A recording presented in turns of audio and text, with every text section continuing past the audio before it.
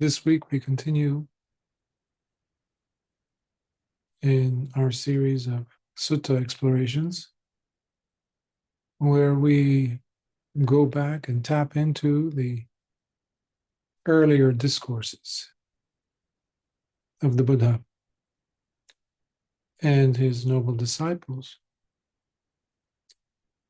For this week, we really go back in time to the earliest collection of suttas, namely the Sutta Nipāta, which is the group of suttantas or discourses that oftentimes you've heard me mention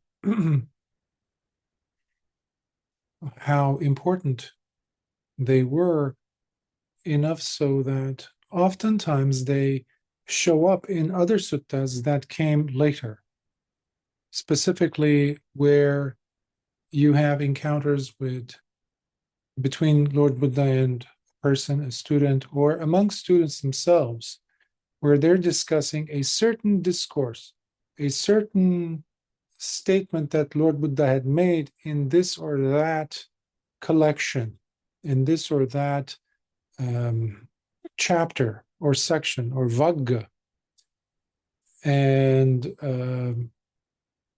that basically oftentimes happens to be a reference to discourses found within this group of discourses from where this sutta, today's sutta, comes from, namely the Sutta Nipāta.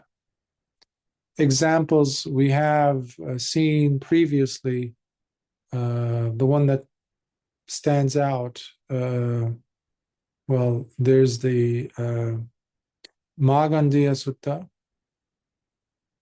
where you had which you also see in the Udana, another very early group of discourses, a book of discourses from the earliest part of the historical Buddha, of the sasana, of the dispensation, as well as the one that we've discussed quite a bit, and that is the Majjhe Sutta that we have seen showing up from the numerical discourses, but there is a reference that is being made among the elder bhikkhus when they're discussing as to what Lord Buddha meant by the seamstress and the seamstress in the world, as Lord Buddha puts it, Yo bhante viditvana majje mantana lippati tang brumi mahapurisoti sodha sibbani machaka. It is the one who has gone beyond the seamstress in the world that I call the superior person, the superior man, for he has traversed and gone beyond, thanks to his wisdom, and avoided altogether the seamstress, meaning craving in this world. That comes from the questions that Lord Buddha had originally asked by Tissametteya from the Sutta Nipāta. So the Sutta Nipāta has 5 major chapters, vaggas. Today's sutta comes from the first, which happens to be the Uraga Vagga. Uraga means serpent or snake. And interestingly enough, the very first sutta of this chapter happens to be the Uraga Sutta, which is the section or the discourse on the snake, which today we won't be talking about, even though it's a beautiful sutta. So hopefully I'll be able to cover it with you within the coming month or so. Today's happens to be a sutta that is again from, therefore, chapter 1. It's sutta number 1.3, again from the Uragavagga, and it is the Khaggavisāṇa Sutta, the horned rhinoceros. It's a beautiful sutta. There is an aspect or a section of where it repeats at the end of each verse. And but again, these have, other than the mnemonic device that they utilize in helping the person recollect or recall or recount in mind each of the gems that are found within each of these suttas. In addition to that, Lord Buddha is using the simile of the horned rhinoceros. And a horned rhinoceros happens to live, at least the ones in India or Southeast Asia, solitary. Oftentimes you also see the example used in the metaphors that Lord Buddha uses for the royal tusker, the elephant. He too lives solitary. The power of a secluded lifestyle. Now, you might be in the middle of a very busy society, community. But where are you really in your mind? Is it being intruded upon by the world around you? Or you might be on the opposite extreme, where you might be in the middle of a desert or living in the middle of a jungle, all by yourself, physically, completely isolated from other human beings. Where are you really? Emotionally, habitually, mentally, psychologically. So the outside circumstances for many of us today in this crowded world or cities that we live in usually need not make us believe that these things are impossible. We can't isolate ourselves. No, you can. During the day, during the week, if you can just give yourself this time like you are doing now, carve out a certain portion of your day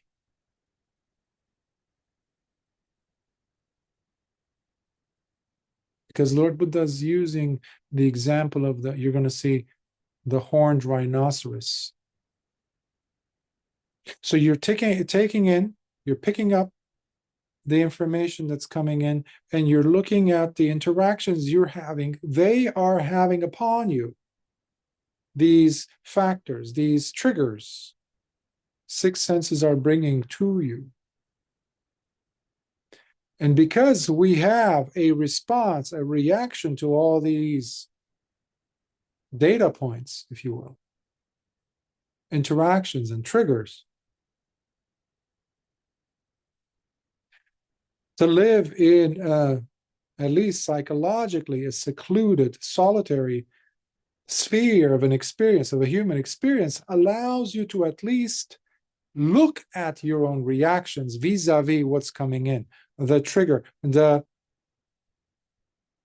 what is the impetus, what is that catalyst,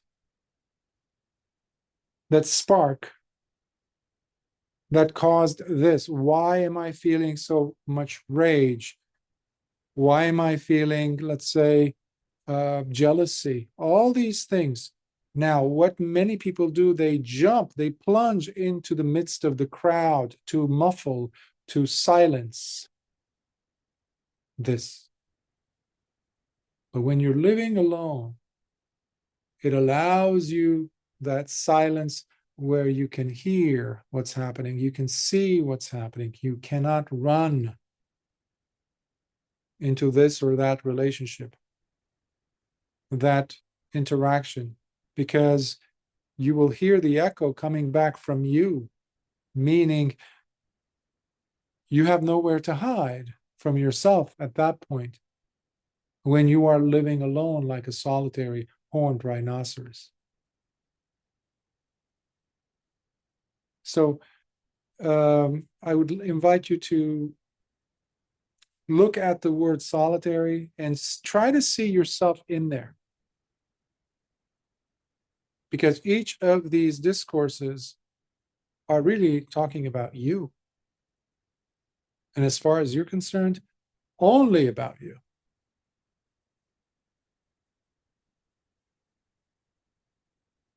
How much will you allow yourself to take in? That's the question.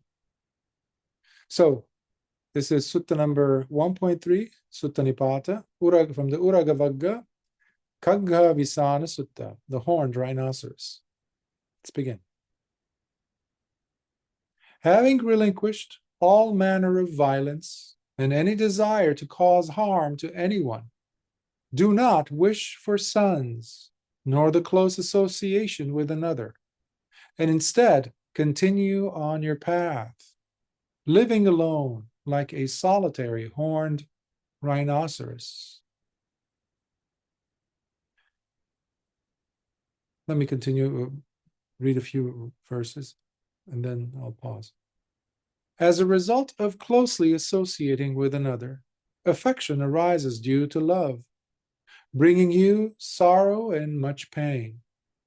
By seeing the hidden danger born out of the affection for loved ones, continue on your path, living alone like a solitary horned rhinoceros.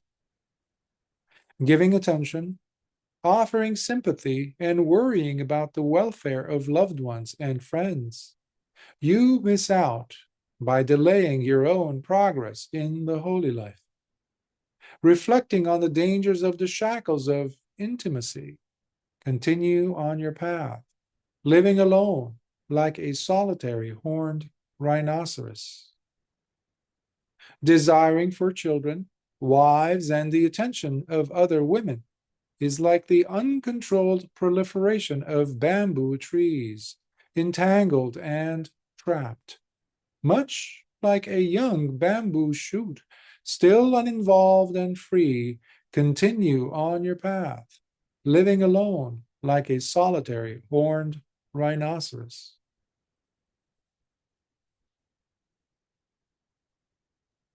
Society basically will shun all of these four verses we just read. There's a duty that society tells us that we have. To have children, to have, to make sure that there's a family. You're continuing on not to live alone like a solitary horned rhinoceros, but to continue on perpetuating your DNA.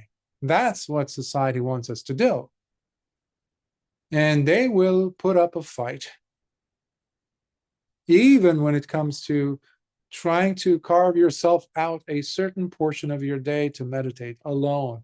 People, society, the world freaks out because you are creating a space, a sphere where it cannot touch you. The noise is what the world perpetuates itself with and upon. It is exacerbated thanks to that noise. For that reason, when we go to a quiet place, what do? We want to take with us the world, the noise along with us.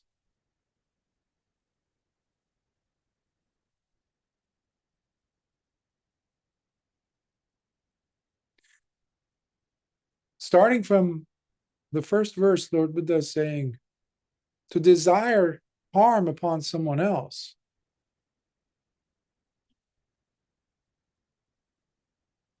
that itself has to be relinquished. Now, having relinquished that,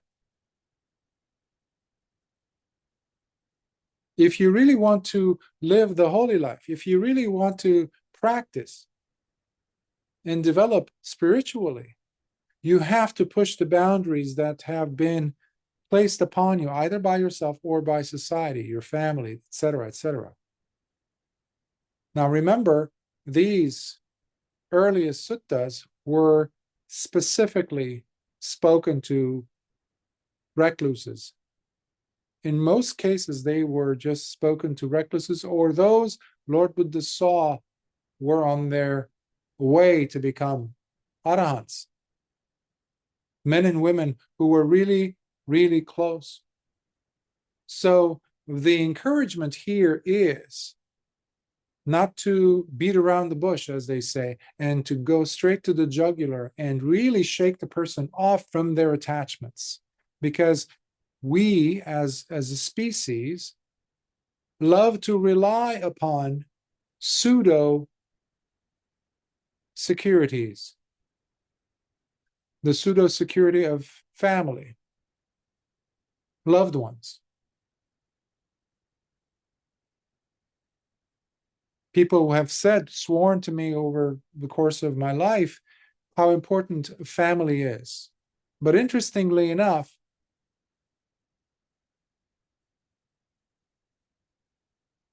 when I would ask questions about family and where these people are, and where are they in their lives, these people, aren't they family? At the very least, they have all died, these individuals, or they will die. I was mentioning it to someone not too long ago.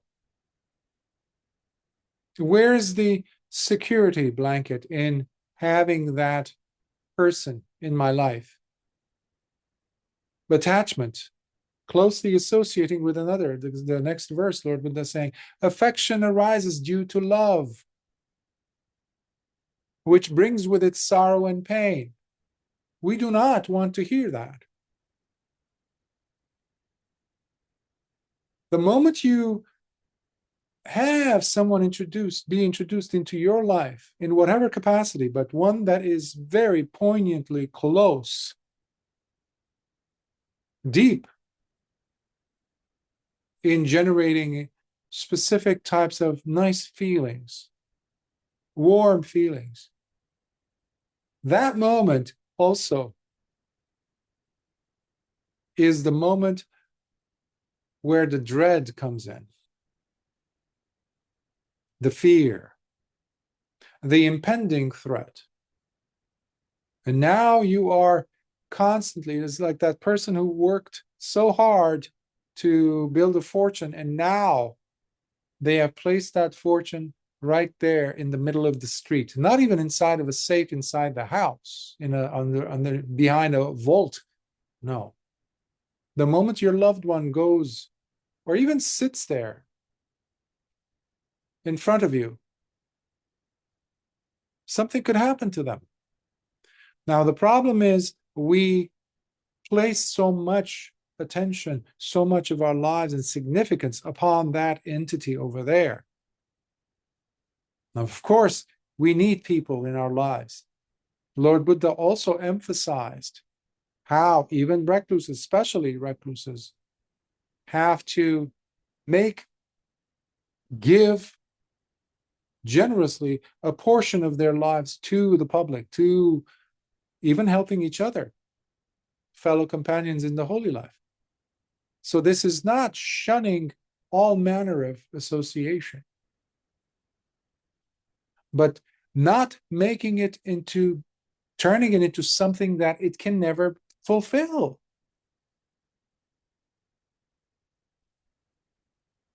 I remember, as I mentioned this right now, a memory came to mind. It was a Sunday, and my cousin came in and let us know that we have to go to their house, and it was very early on in the day, so it was very unusual. And my dad went. He saw that he was kind of shaken up. In those days, there was no telephone, and where we lived, in houses. And then my dad comes in and he's like, okay, just put your clothes on and we're going to your uncle's. We go to their house, and already we're hearing the crying and wailing and all that.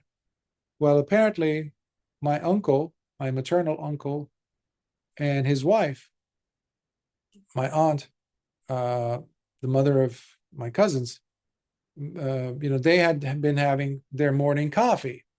So she goes into the kitchen to get something for him. They were having just a normal Sunday morning coffee break, as if. She comes out after less than a minute has passed, and he had died. He had a heart attack. Now, my cousin, 45 years later, she still sobs when she recollects that day. 45 years later, the pain is still fresh as ever. I'm sure we all have many examples of our own where we can see how associating with someone, if not carefully monitored, because Mara loves these associations, because these connections we make with people, even animals or situations, or even inanimate objects like one's own possessions. People have a difficulty letting go. We are so glued. Upadana. Upadana is not just grabbing or grasping or clinging, it's also fuel. And that's another definition for upadana. It's a fuel that keeps the engine of craving and lusting and constantly thirsting after something going. And so long as we have that, then we're going to refuse what the Dhamma is trying to indicate, show for us. And what is that? That so long as I'm going to go ahead and have this longing, I'm going to continue to burn. Nibbana is no more burning, no more fire, no more of that agitation. Now, this takes courage, as you can imagine, and which makes us, again, every moment that we read something like this, to pause and really appreciate the difficulty with which the Bhikkhus, the recluses, and everyone who has ever gone to the monastic path to go forth to take the pabbajja, how much they've relinquished. The nibbida, the desire to no longer have any desire, in a sense, the disgust towards the disappointment, that's a better word, the disappointment in having all these things be proven to you beyond the shadow of a doubt that they will never, ever give you what you made them to be, providing you with one day. Then that's a major realization.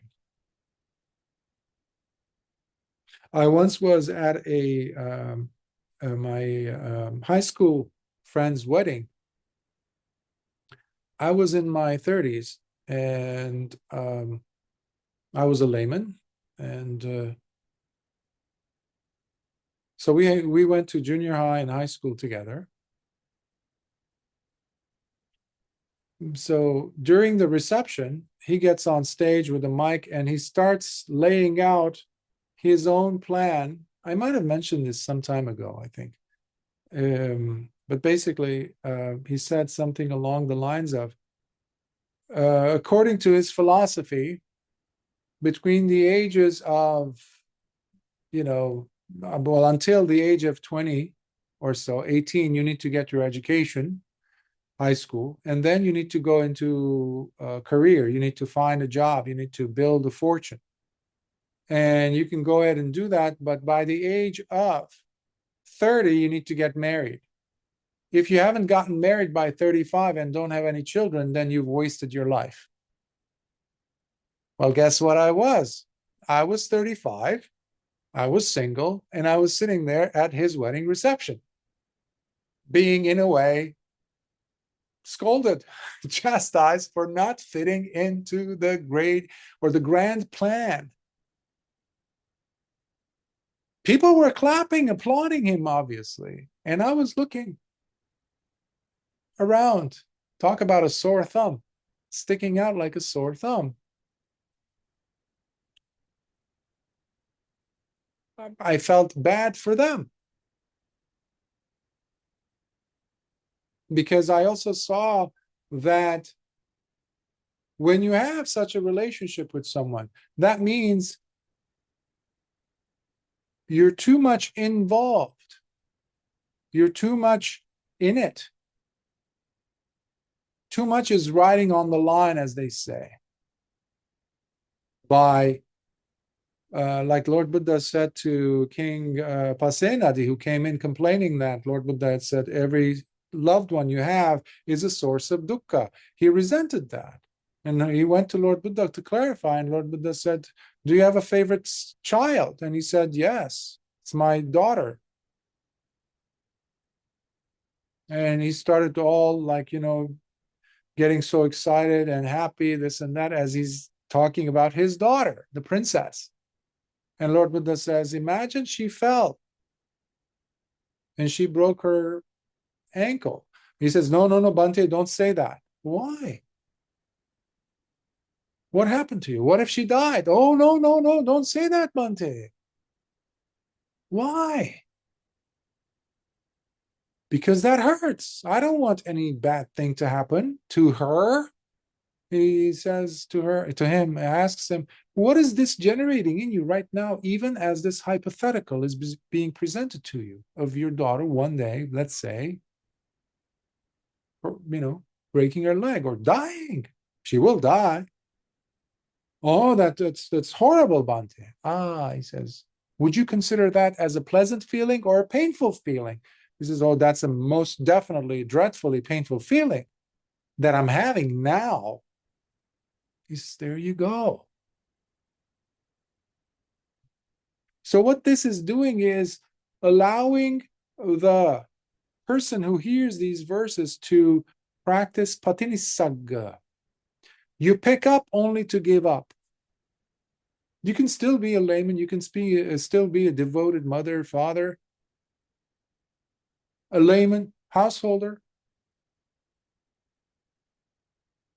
Do go through the various roles that a parent has to, a caregiver has to go through to build a family, etc. Fine. This is not just for recluses. That's why,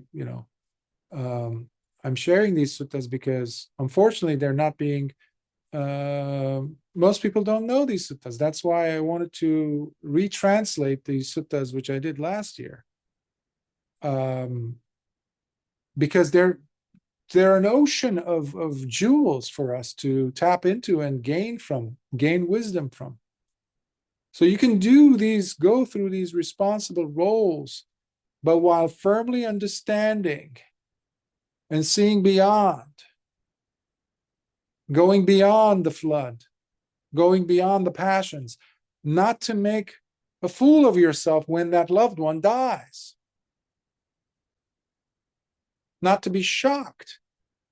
Where did this come from? Where did this thing called death come from? That was not expected. Well, what was expected then? Just happy, go life? That's it? And they lived happily ever after? There is no such thing. So the Dhamma allows us to practice maturity and grow with it, and grow with wisdom. As a wild deer untied and set loose into the wide forest, roaming free into the expanse, a wise man reflecting on such a freedom lives alone like a solitary horned rhinoceros. Living among companions, whether one is trying to lay down and rest, or stand, or go on a journey, there is always someone coming to disturb your peace, making requests, or asking questions. Seek the kind of freedom that is not sought after by the crowds, as you live alone like a solitary horned rhinoceros. While being with friends, you engage and indulge in all kinds of amusements, games, and playful activities, where you become delighted in being part of a large family and in the desire for having children. Even though you cannot bear separating yourself from those dear to you, nevertheless, continue on your path, living alone like a solitary horned rhinoceros. Every one of these verses, every one of these suttas that we see, the earliest ones, here we have the Sutta Nipāta, for example, there are the contextual elements surrounding them. Many of the bhikkhus who were there had left behind families, loved ones, but they were triggered to go forth by what they were seeing in front of them, in the presence, in the person of Lord Buddha. He wasn't going and convincing people to become bhikkhus. He just was going on Pindapāda. And if they were lucky, they would hear him say something. Or if they were very observant, they would just, his presence, his walk, his demeanor would be sufficient for them to leave everything and go. You have countless stories like that in the suttas. However, once they're alone, once they're wearing the robes of a bhikkhu,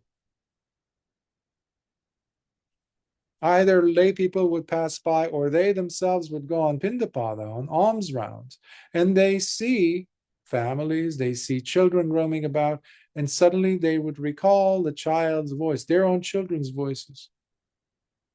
Or they would see mother and child, or the giggling of the children, this and that, laughter.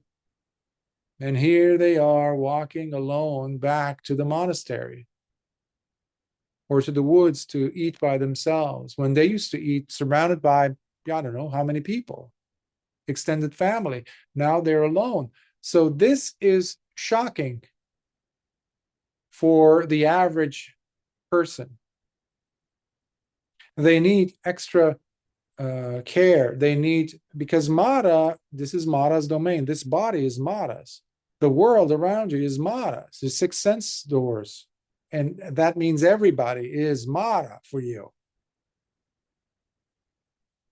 But to make that break, to make that very powerful decision, even in a single lifetime, just once, that's quite a powerful, not just a statement, but it's a glitch in the matrix.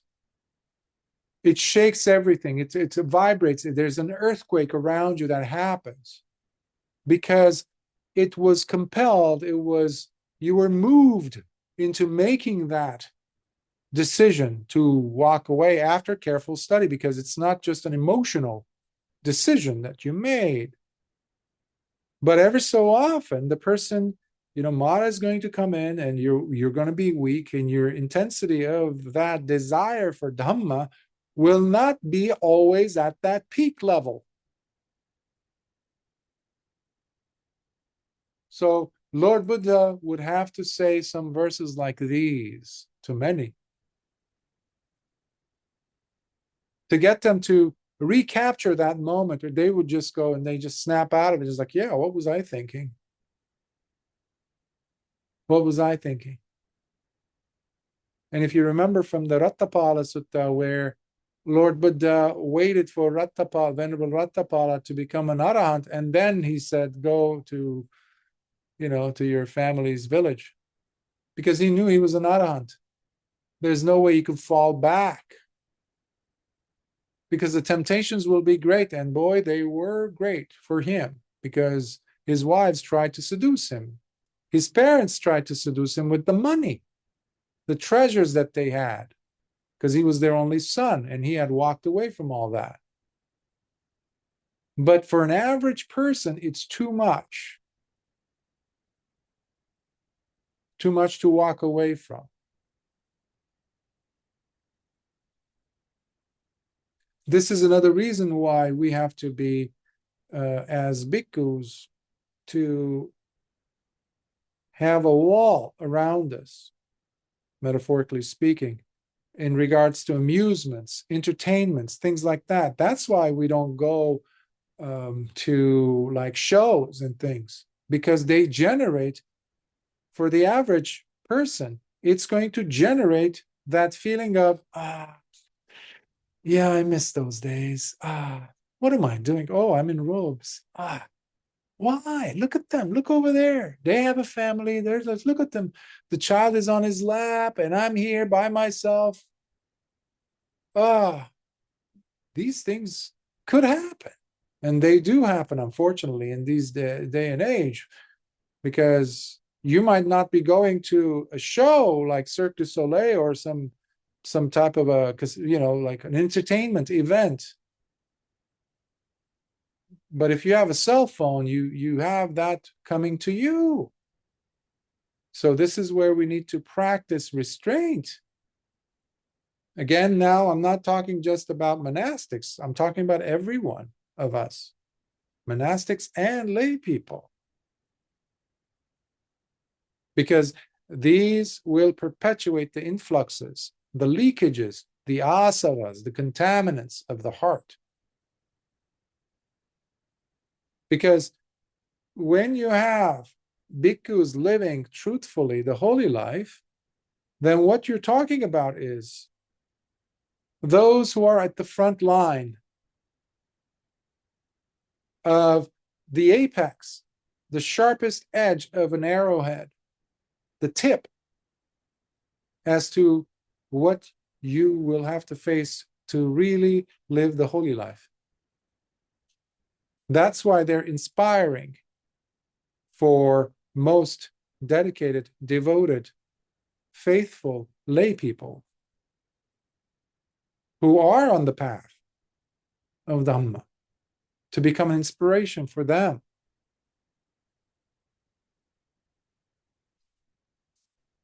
So Lord Buddha is using these verses also as a reminder. Being comfortable and at ease, with no hostilities towards anyone in the four directions, content with whatever comes your way, fearlessly facing whatever troubles along the way, continue on your path, living alone like a solitary horned rhinoceros. Donning the robes of a recluse, some monastics behave more like householders than monks, being contentious and so difficult to please. Instead, leave the worries of household life to lay people and continue on your path, living alone like a solitary horned rhinoceros. But once having removed your layman's attire, now wearing the robes of a bhikkhu in the color of the fallen Kovilara leaves, cut off the shackles that bind householders, and just like a hero, continue resolutely on your path, living alone like a solitary horned rhinoceros. It's I had to open it up. I had to uncoil and unfold these very tightly packed verses from the Pali.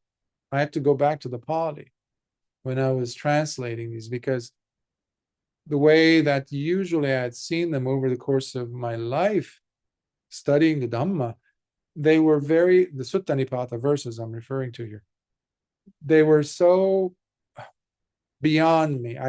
They were too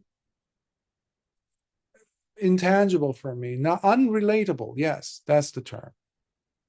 I couldn't find a relatability between us, the verses, and what I was experiencing as a human being. But I knew there's a wealth of Dhamma in them. So this is what I also meant by we have to invite the verses into our lives, let them coil into your DNA of experience. Let them seep into your life, into your unique life circumstances. They will fit beautifully. beautifully, if you allow them to.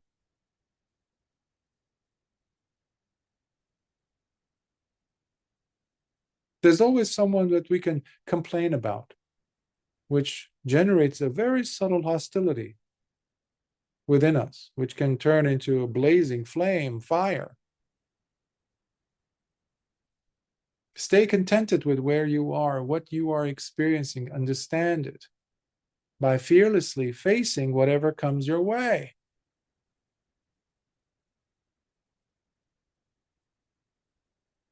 Now, another way of looking at the simile or the analogy of the solitary horned rhinoceros, it's, they are pretty substantial. If you've ever seen the rhinoceros's horn in Africa, they are much bigger, just like the African elephant is much bigger in size and ability than an Asian elephant. Nevertheless, they're both quite powerful. Similarly with the rhinoceros. But the horn itself can be used as a weapon, but at the same time, it can also be something that can allow you to keep your anger and rage in the crosshairs, because the horn is right there in front of you. It can make you be mindful of it instead of dropping into what you're feeling, emotions, and justifying the emotions by unleashing your rage at others, whether it's expressed verbally, physically, but especially mentally, on the inside.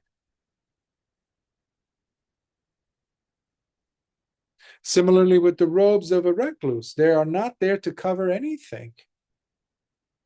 While Lord Buddha is making a reference here for Gahapati. Gahapati are householders. He's saying, you're behaving more like householders than monks. Because the eyes don't care if it's the eyes of a bhikkhu or a human or a layman. Why? Because the eyes are not the person, are not the problem. Neither are the forms that the eyes are seeing. They're not the problem. Even if a naked woman runs in front of you, it's just a form. What do you do with that form, however? Like that venerable who was sitting, meditating, and a woman came by.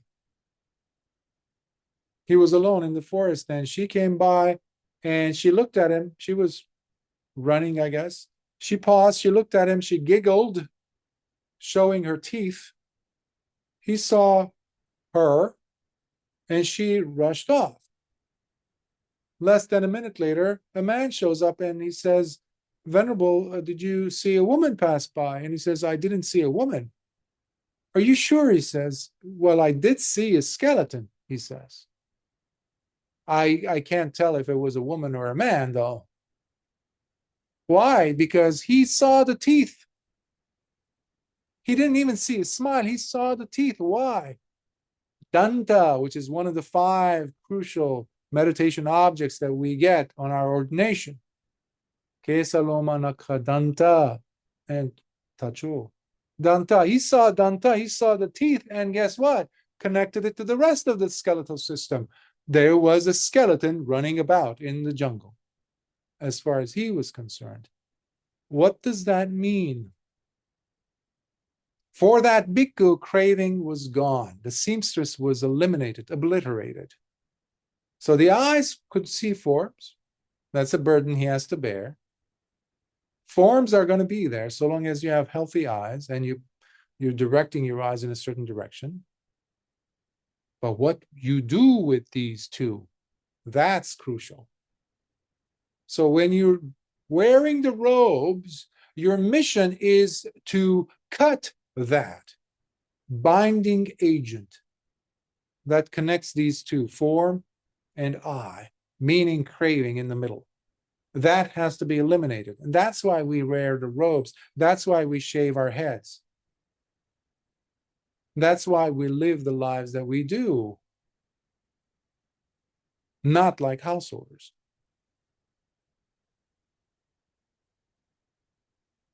If you find yourself a dedicated friend, a virtuous and a wise friend, then, without looking back, having overcome all dangers, fearlessly walk with him with a mind that is joyful.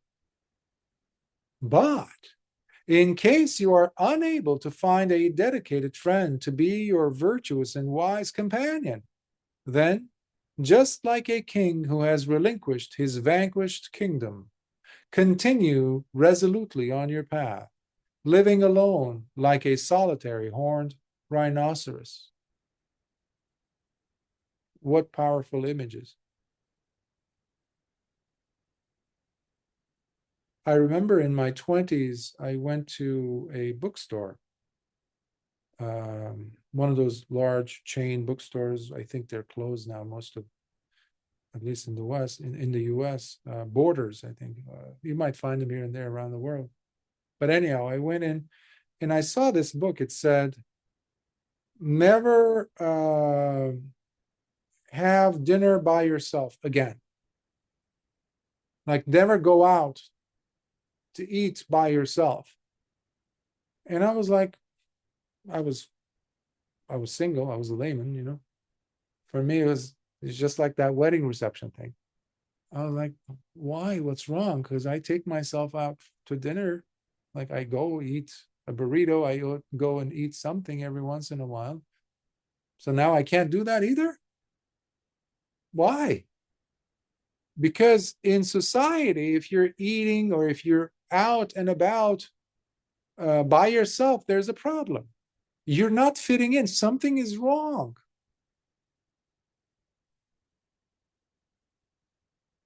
Something is wrong.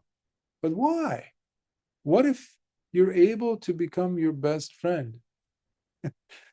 Lord Buddha is saying, hey, if you can't find yourself a dedicated friend, real Kalyana Mitta, who is really living with virtue, where you don't make any more compromises of your own virtue simply to tag along, or simply not be alone, or go on to a dinner by yourself. To simply avoid that, now you are cutting yourself short by going out with this person, spending time with this person or these people. And every time you leave their company, you feel a little bit more stained. Like, I could have done better. I should have just stayed home. Why did I do that? So this is also exposing the superficiality of the world that we live in.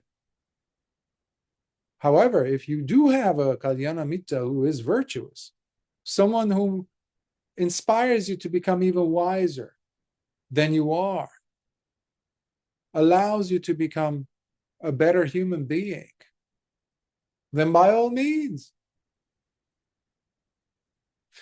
Certainly, it is indeed considered a great fortune to have a friend who is superior, or at the very least equal to oneself in both virtue and wisdom. But if you are unable to find one who has already attained to the paths and fruits, then while living blamelessly, continue on your path, living alone like a solitary horned rhinoceros. Lord Buddha already just had that. Whatever I was saying, it's already there in this verse that just showed up. So even if you can't find somebody who's attained to these levels that you keep hearing about, reading about in the suttas, then at least practice a life supported by sila. Maintain your practice of sati and sampajanya. Live blamelessly, and they will come. They will come. See the way shiny double bracelets behave. For even though made of gold by a goldsmith, they keep clashing as they jingle together, while sharing the same arm. Some, I think it's supposed to be jangle together, while sharing the same arm. So just continue on your path, living alone like a solitary horned rhinoceros. in those days, not only women, but men also would wear golden, or if they had no gold, like if they had silver or something, they would wear those silver bracelets or bangles. And that's a showing of status, that you have means, that you have wealth.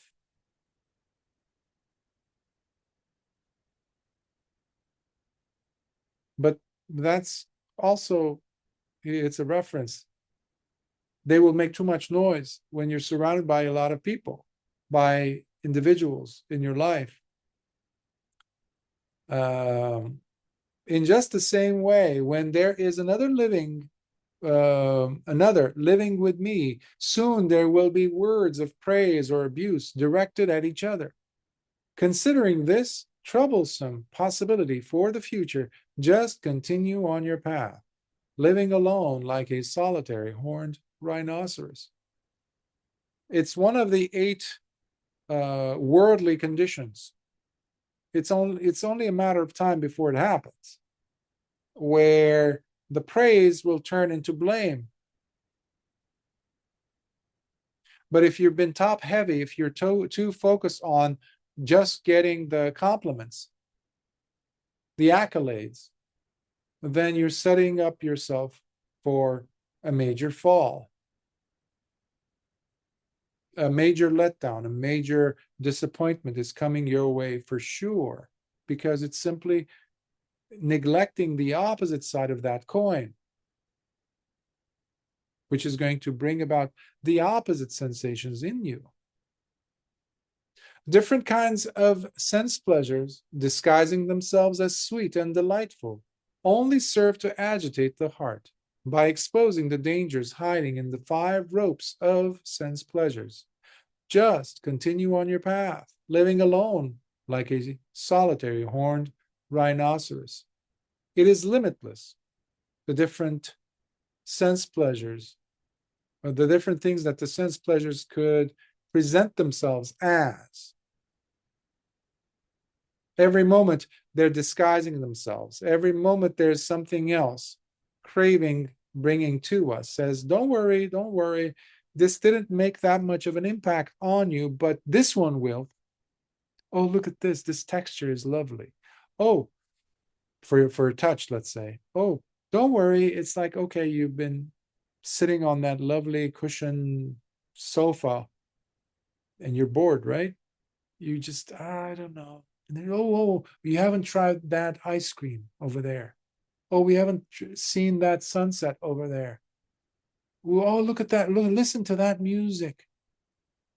And in all of their multifaceted, nuanced versions, they will never run out of variety.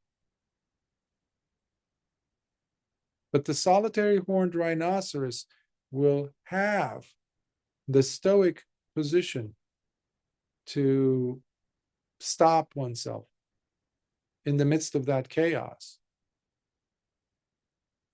and ask, what am I doing? Really? Why do I lie to myself? It is a disaster, a catastrophe, a sore, a sickness, a trouble, a hook, and this is frightful for me. Seeing this fearful reality hidden within sense pleasures clearly, just continue on your path, living alone like a solitary horned rhinoceros. That is what the world is doing.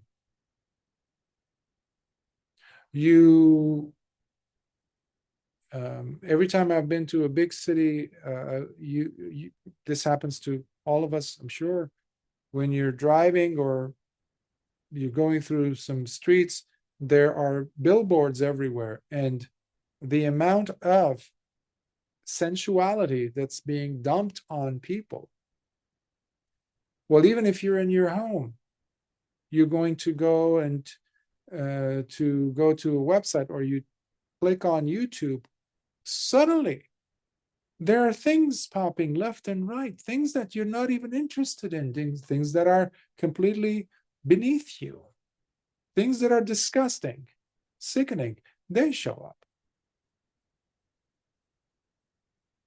So what you need to do is at least, actually, if you still need to watch that discourse or something, listen to that talk, what you can do is you can click the menu bar and move the browser window to the side so you can block those things, because you have to exercise wisdom, you have to exercise versatility. This is simply an example, hopefully a practical example. Instead of allowing your eyes to pick up things, your ears, it's much more exposure there. You have no control almost. Even if you put on earplugs. So today's world really presents itself as a major challenge to all of us, especially to monastics who go forth. Unless they are solid, unless they have established themselves in the paths and fruits, they're unshakable. But what do we say about the many who go forth and they still have to deal with these things? So wisdom is necessary, sati is necessary, sampajanya is necessary to exercise discernment. Whether it is the hot weather or the cold, the hunger or thirst, the dry and scorching wind or the humidity, or being harassed by gadflies and by crawly things, while enduring all these, just continue on your path, living alone like a solitary horned rhinoceros. Like the mature elephant that has seen it all, turns his back to the fresh waters of lotus-filled ponds, leaving his herd behind, as he roams free anywhere he chooses in the forest. You too just continue on your path, living alone like a solitary horned rhinoceros. It is an impossibility for the one who enjoys and delights in having companions around to gain even a temporary release. Now, having heard these words from the kinsman of the sun, just continue on your path, living alone like a solitary horned rhinoceros.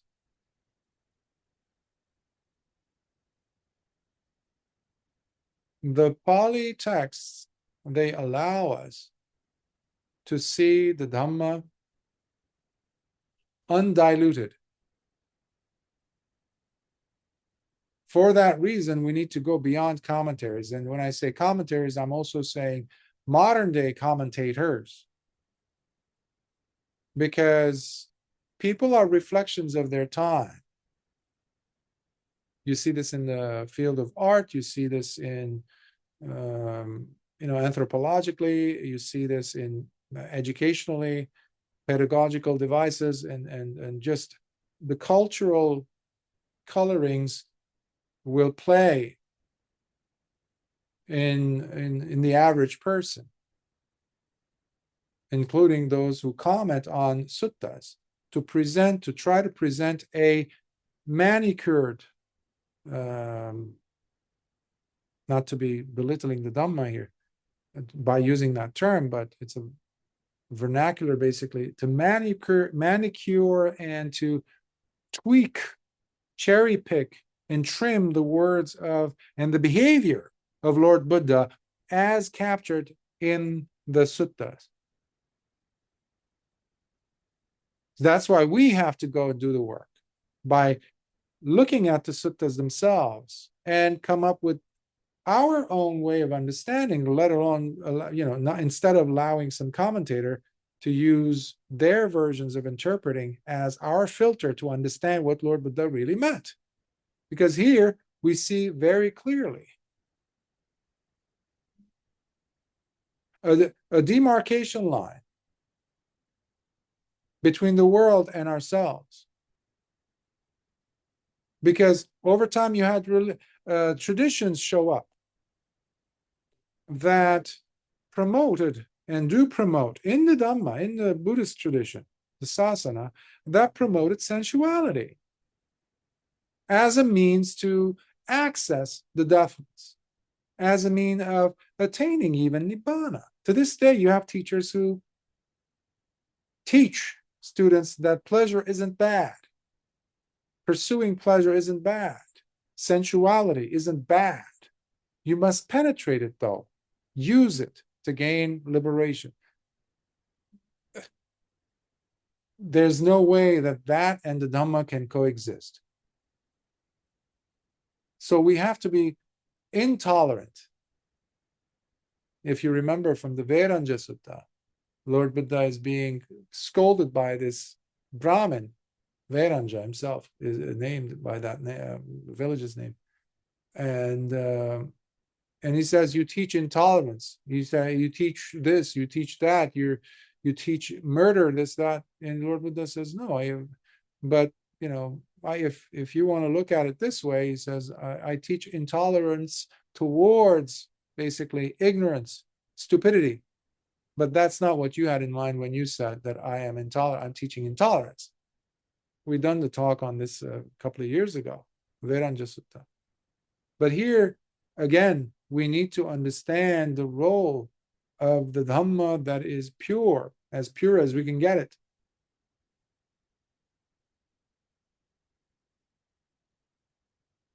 I say this because over the years, I've come across students, even before being a teacher, as a practitioner, as a student of the Dhamma.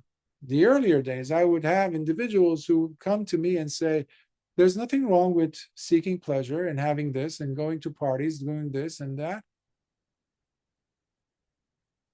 Drinking alcohol, drinking this, or doing drugs.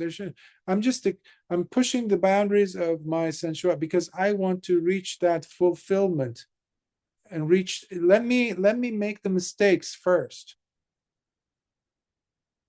This is contrary to the Dhamma. So we need to clearly see the dividing line between that and the Dhamma, because it's impossible. You have individuals in the US and other places in the world now that promote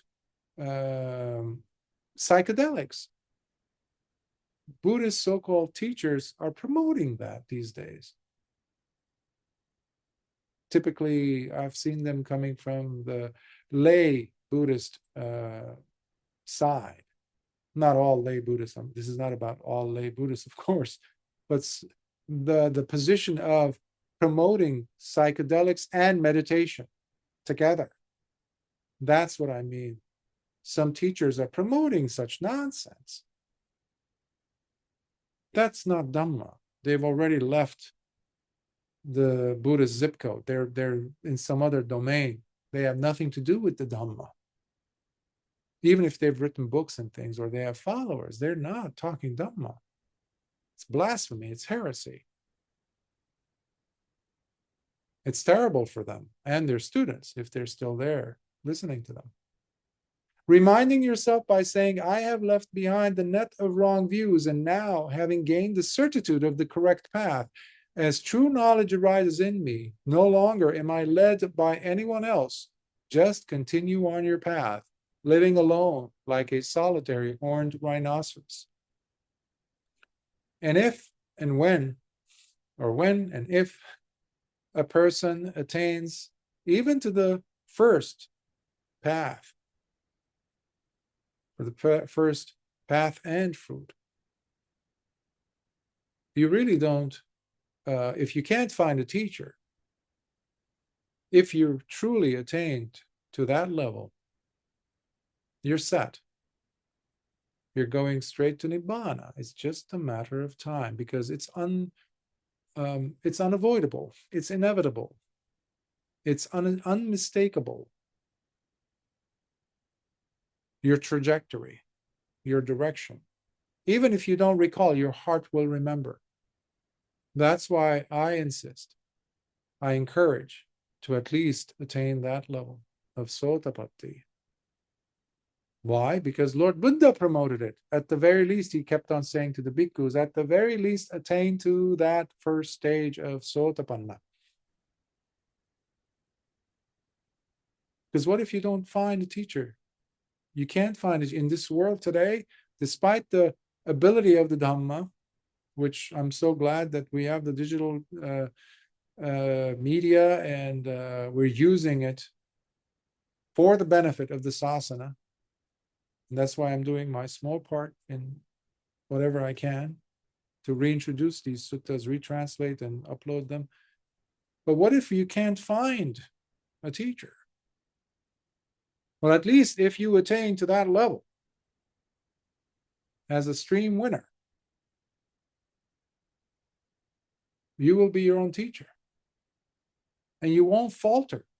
It's impossible for you to miss. Impossible. You're like a heat-seeking missile. It's just a matter, or just why the Lord Buddha used the stream. If you ever seen a stream, it just takes something. If you drop something in the stream, it's there now, but it's gone. It's already 10 meters down the flow. It's gone.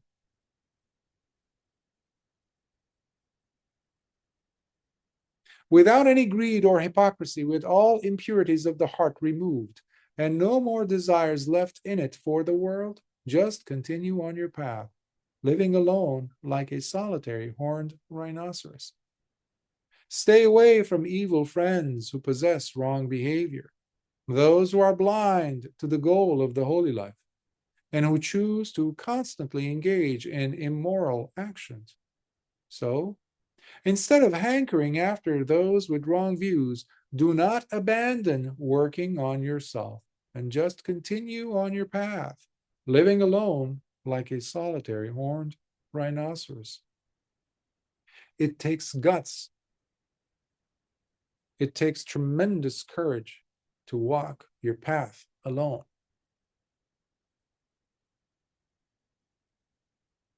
People want to be holding hands with some other people. They don't trust themselves. And when I say it takes guts, I'm also referring to the enormous reservoir of trust that the person must generate within themselves every day. But it's not an uphill battle or uphill climb, because in those dry moments, yeah, it might be, but usually it's not, because you're already going by what is happening in your internal environment. You realize that by not hanging out with these evil people, which is another word that the society doesn't want us to use, good versus evil. There's a lot of evil in the world, a lot of it, packaged in different ways and shapes to seduce you, to blind you. But when you see that and you pull away, it's like not engaging in a certain one, a breaking of any one of the 5 precepts. Suddenly you protected yourself by not calling that person, by not inviting that person, by not going out with that person in those crowds. Suddenly you come home not having come from a place that, let's say you've gone to a garden by yourself or you were meditating. You don't feel depleted as you used to. And then you take inventory as to why. And then you see, I'm not fighting with myself to persuade myself to go with those people. I'm not trying to convince myself to stay while I'm outside with those people. And I'm not kicking myself later for having wasted my time because I spent it with those people.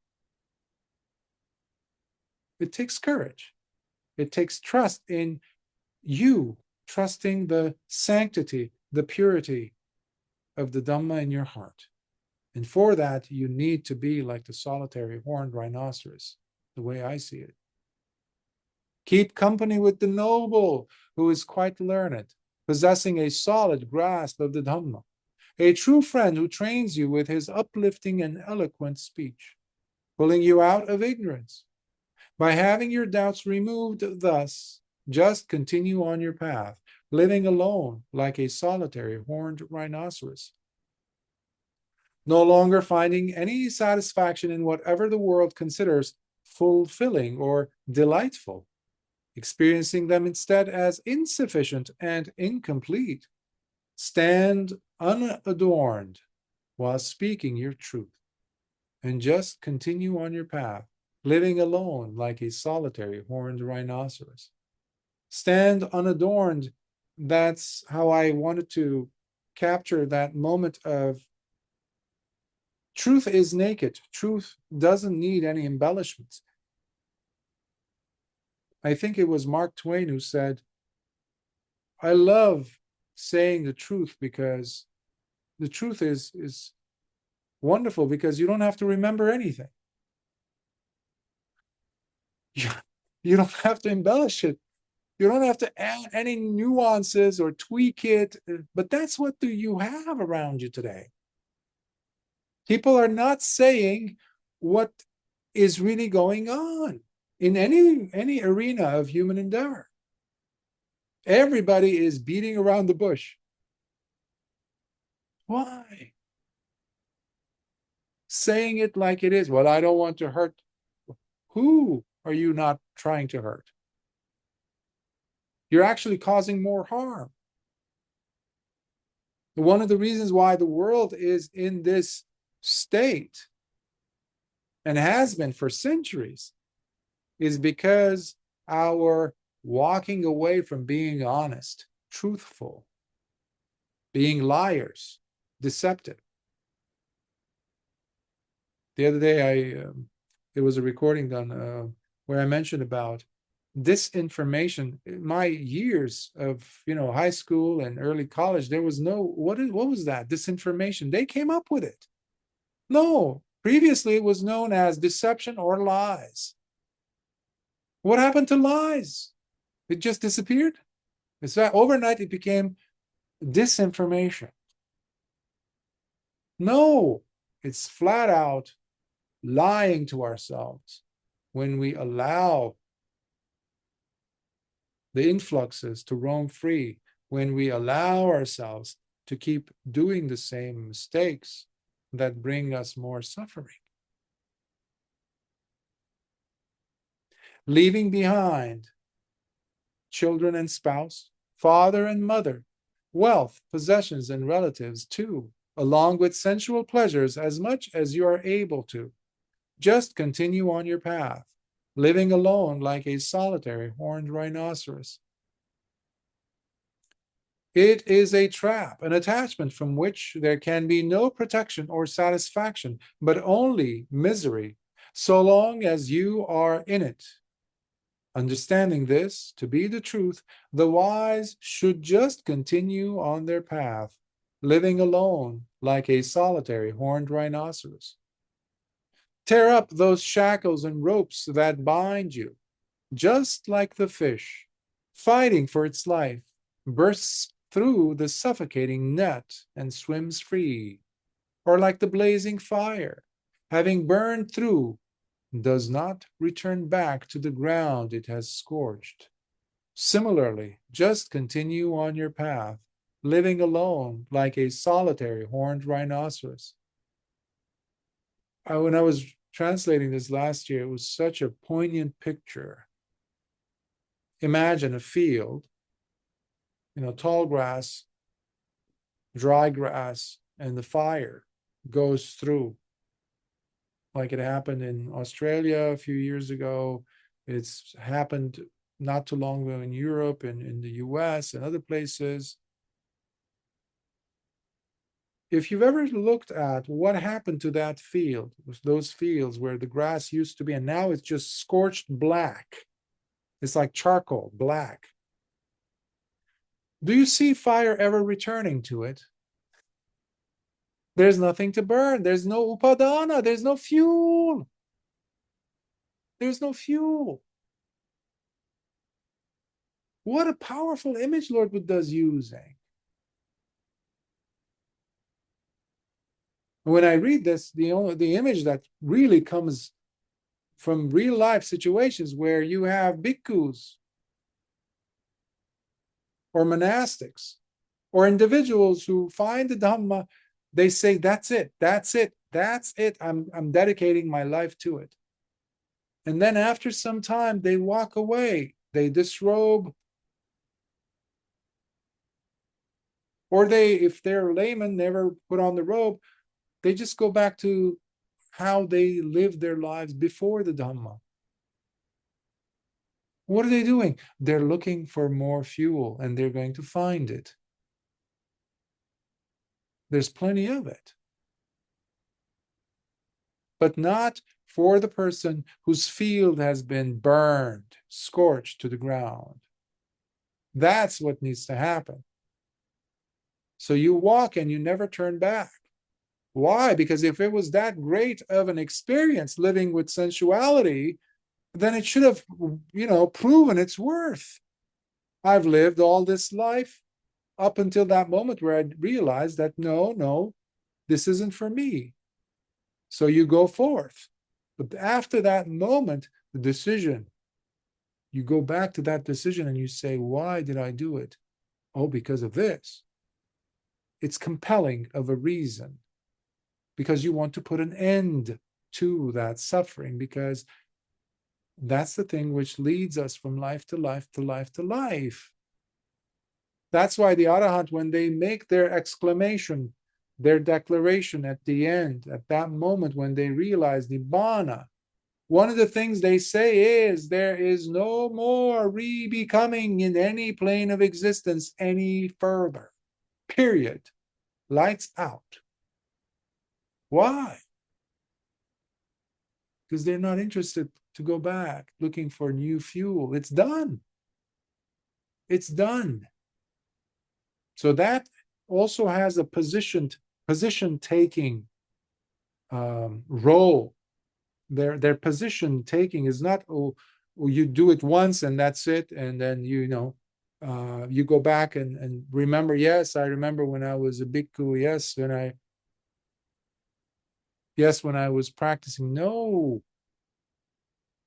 And that's why Sotapatti is the entry, the winning of the stream, means that's the thing which Lord Buddha is saying that we need to get to, at least, because once you're in, somebody comes and pushes you, usually the Dhamma, Lord Buddha. Once you're in it, there's no turning back. You will never go back looking for any field for you to burn further, because it's all scorched, razed to the ground. You're no longer gullible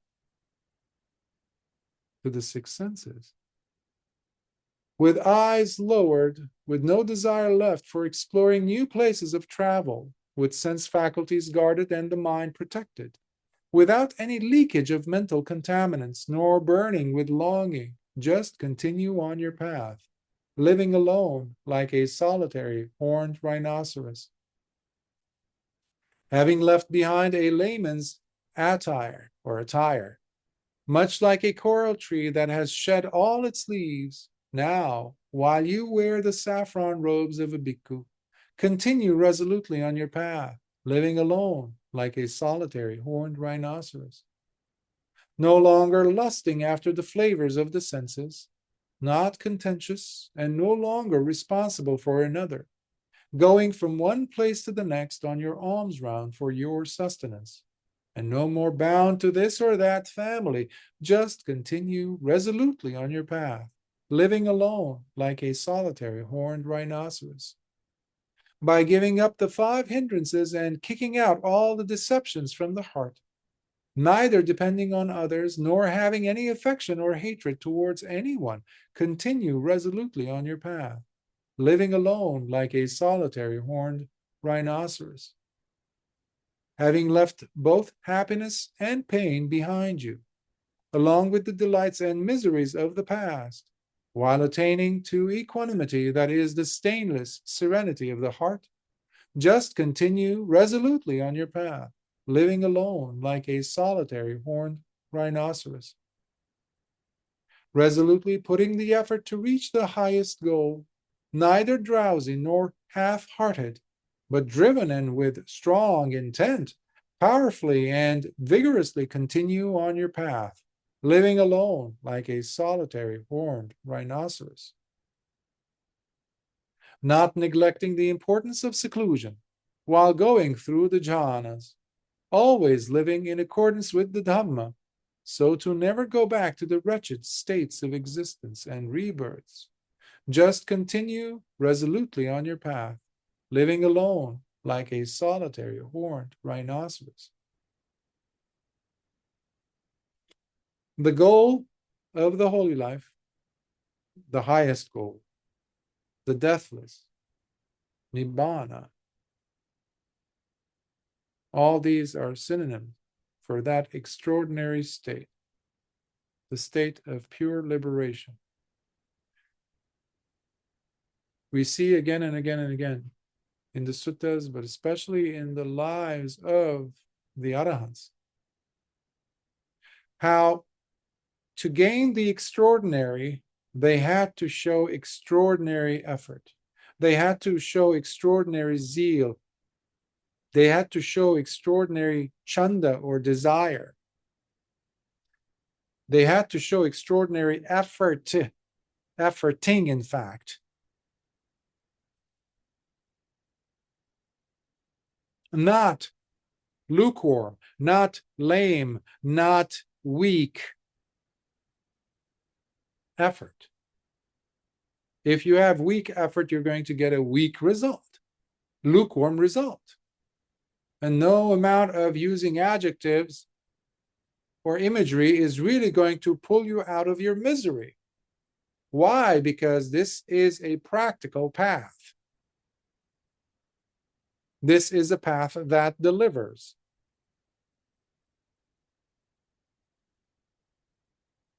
Delivers what? Freedom. But how can you know you're free?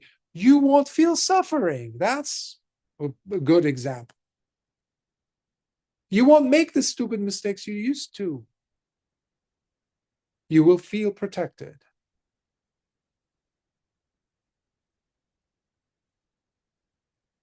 But it takes extraordinary effort and sticking to it. Through the destruction of craving, no longer being at the mercy of the king of death, staying vigilant and maintaining sati and wisely seeing through the conditionality of all phenomena, thus set on your sure path to awakening. Just continue resolutely on your path, living alone like a solitary horned rhinoceros. Remain unshaken as a lion, untroubled by the sounds you hear, untouched by the passions, like the wind that is never caught in a fisherman's net, nor become defiled by the world, much like the lotus, staying untouched by the water it rises through. Just continue resolutely on your path, living alone like a solitary horned rhinoceros. Like the mighty king of the beasts, the lion moves about the jungle victoriously with his powerful teeth. So should you, while wandering or going to houses for alms, having absolute control over your behavior as you continue resolutely on your path, living alone like a solitary horned rhinoceros. No one's going to be controlling your mind other than you. You have ultimately, even the precepts, the rules that we have as bhikkhus, as monastics, the precepts you have for yourselves as lay people, they're just rules. They're just written down somewhere or that you recite to yourself. Ultimately, they are meaningless unless you engage with effort, with a drive that is impending, with certainty the moment you veer off. You have to answer to yourself. No one else. It's a responsible role you occupy. That's adisila, taking sila to the next level. Not going through the routine, through the motions, as they say, but living sila. And you don't have to go around telling people that you keep this or that precept, or how many you keep. That's quite foolish, in fact. Let them see it in your behavior. Show it. Don't say it. Right? With time and consistency, gain your release through loving kindness, equanimity, and compassion, along with altruistic joy, as you stay undisturbed by anything in the world. And so, continue resolutely on your path, living alone like a solitary horned rhinoceros. Having left behind you a world of lust, hate, and delusion, tear through all the fetters that bind, never again afraid until the end of life, as you continue resolutely on your path, living alone like a solitary horned rhinoceros. People become friends or even serve you, but while following their own ulterior motives. In today's world, it is very difficult to find people who are genuine friends. Therefore, be careful and alert, as there are those who are impure, who work and scheme only to profit themselves. So, continue resolutely on your path, living alone like a solitary horned rhinoceros. Sound, sound, sound. Do.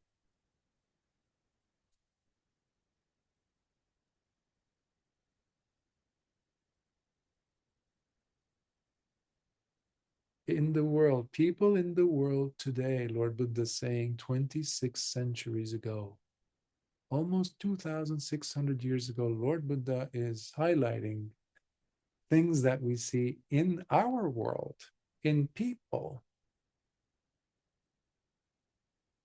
How could the Dhamma be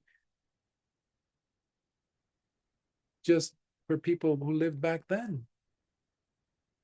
It's everywhere. It's about us. It's about the world we are challenged by, we live in, the things that we have to face. It's so precious to Dhamma because it's guiding us through the centuries, the truthfulness, the honesty, the purity of Lord Buddha in saying it like it is, without adorning reality, without chiseling, without covering up, without camouflaging anything. Can we do that? Can you do that in your life? And live resolutely, even when you have to walk alone. Can you do that? Can you take up that challenge for yourself? Because ultimately you came alone and you will go alone. And those you love, you care for genuinely, will die, whether before you or after you have gone. This is not a doom and gloom scenario making. This is a reality. Remember, truth is truth. It doesn't need any makeup. But in order for you to speak the truth, you have to throw away your makeup toolbox of ideas, of beliefs, wrong views, Lord Buddha talks about, ditti or miccāditthi. How many of us do want to live without the burden of wrong view, tagging along in every single experience we're having in the world, interpreting reality the way we would like it to be, telling lies. And that's why the Dhamma and lies cannot work together. So, is my life corresponding to the Dhamma? That is a good question to ask. Because if you're really living truthfully, then it's inevitable that you are already living the solitary rhinoceros's life, a happy life, a giving life, a protective life, a nurturing life to yourself and to the world around you. So I will stop here and see if there are any questions, thoughts, comments you might have.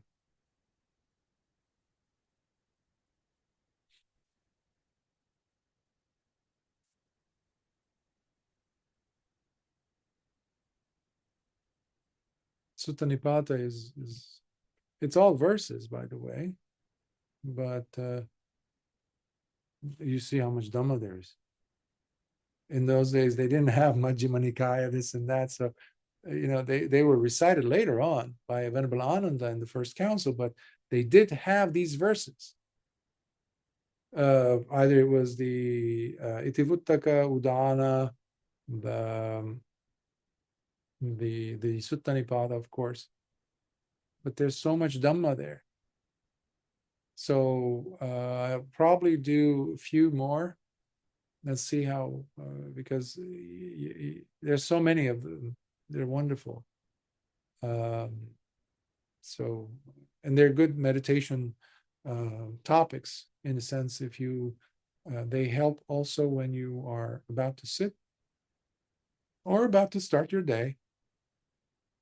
You don't have to read the whole verses, sections, And this happens to be one of the longer suttas, the Rhinoceros Sutta, the Uragavagga. Some are shorter, but you can even take one single verse.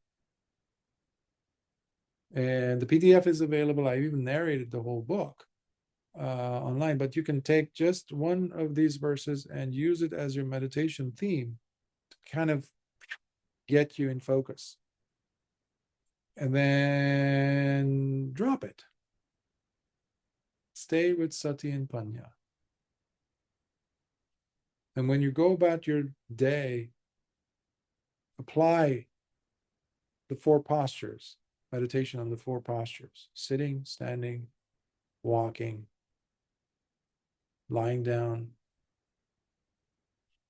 See how much of it, and especially the transition points between each of these postures. That is, in fact, majority of the time, that's what happens. But that's the opportunity that many of us miss. So you're bringing sati and full awareness of the body. And when you bring sati into your daily life like that, suddenly these verses come alive.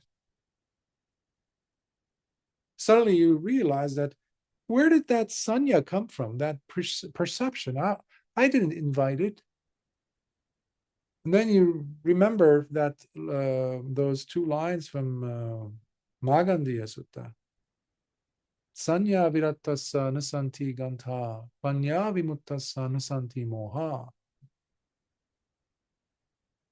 For the person who is detached from sanyas or perceptions, there cannot be any bonds, any shackles. For the one who has penetrated through wisdom, there cannot be any delusion anymore. Suddenly it becomes clear. But what allowed you to?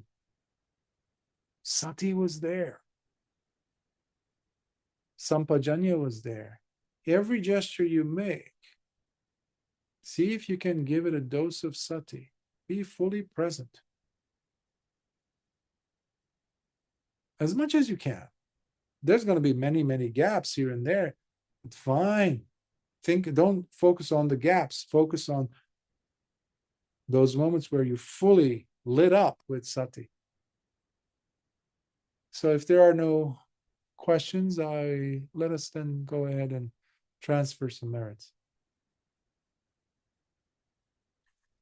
Akasatha chabhumata devanaga mahindika punyantam anumoditva chirang rakhantu lokasasanam. Akasatha chabhumata devanaga mahindika Punyantang anumoditva chirang rakhantu desanam. Akasatha chibumata devanagama hindika. Punyantang anumoditva chirang rakhantu mam paranti. Sadhu, sadhu, sadhu. May you live every day with purity, with the help of the Dhamma. May you live with sati. May every moment you live be as if it will be your very last moment. Live it regally. Live it like a lion. In the words of Lord Buddha, the lion's roar, the lion's life is not simply reserved for Lord Buddha. He was a model for the rest of us to emulate. Lord Buddha was the first Arahant, but he didn't want to just be the Arahant, and that's it. Close the door. No, that's why he taught the Dhamma. So we can join the ranks of Arahants. That's why Brahma Sahampati said, torn asunder are the gates to the deathless. They're open now. So we have to walk through. No one can force us. Not even Lord Buddha can push us. Hey, cross the finish line. Pushing us. There's no such thing. We have to do it. For that, our why has to be compelling. The how is there. The how-to is there. The why has to be compelling for each and every one of us. And no one can do it for us. No one. And you want to have only this life. Can you bring in everything to the table? Like you mean it. Dhamma like you mean it. Live it. Live your life with Dhamma. I shall leave you with that. May the Triple Gems blessings be with you all and your loved ones. May your health, wealth, prosperity, growth in the Dhamma especially continue on proliferating. And the clarity become undeniable. And stream winning inevitable to you and to your loved ones. Sukhi Hota. Till next time.